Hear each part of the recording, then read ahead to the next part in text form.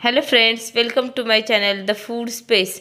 आणि आज आपण पाहणार आहोत जवसाची चटणी कशी बनवायची। कारण जवस खाण्याचे खूप फायदे आहेत आणि जवसाला मराठीमध्ये अळशी देखील म्हणतात। चला तर मग आपण जवसाची चटणी कशी बनवायची ते पाहूयात। इथे मी एक मोठी वाटी जवस घेतलेला आहे। एक मोठे चमचे जिरे, मीठ, लसण आणि लाल तिखट घेतलेला आहे। आता आपण सुरुवातीला जवस भाजून घेणार आहोत। जवस भाजताना आपल्याला गॅस मीडियम ठेवायचा आहे आणि त्याचा रंग बदलेपर्यंत आपल्याला जवस भाजून घ्यायचा आहे। जवस भाजताना चटचट आवाज येतो, त्यामुळे आपला चटचट आवाज बंद झाला की समजायचं आपलं जवस भाजलेलं आहे। साधारण 10 मिनिट लागतात आपल्याला जवस भाजायला। आणि जवसामध्ये proteins, fibre, omega 3 fatty acid असतात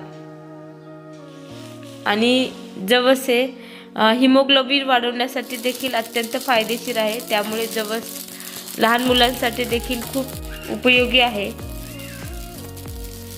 तुम्ही बघू शकता आपल्या जवसाचा कलर देखील बदललेला आहे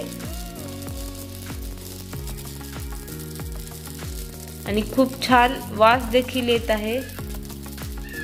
हे बघा, साधारण 10 मिनिट लागतात। आणि आता आपलं जवस भाजलेलं आहे, याला थंड करून घेऊयात। आता आपण याला मिक्सर मध्ये छान बारीक वाटून घेणार आहोत। मिक्सर मध्ये वाटताना आपल्याला यामध्ये लसण,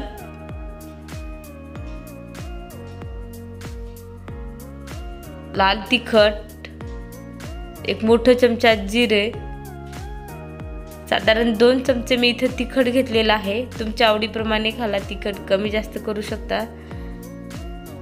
आणि चवीपुरतं मीठ, हे सर्व घालून आपल्याला मिक्सर मध्ये छान बारीक वाटून घ्यायचं आहे। आणि पूर्ण एक वेळेस वाटून होणार नाही, यासाठी आपल्याला याला व्यवस्थित पुन्हा असं हलवून पुन्हा एकदा आपण ह्याला फिरवून घेणार आहोत। आणि हे बघा, आपली जवसाची चटणी तयार झालेली आहे। ही जवसाची चटणी तुम्ही दह्यासोबत देखील खाऊ शकता। अतिशय टेस्टी लागते दह्यासोबत। त्यामुळे तुम्ही देखील घरी नक्की ट्राय करा।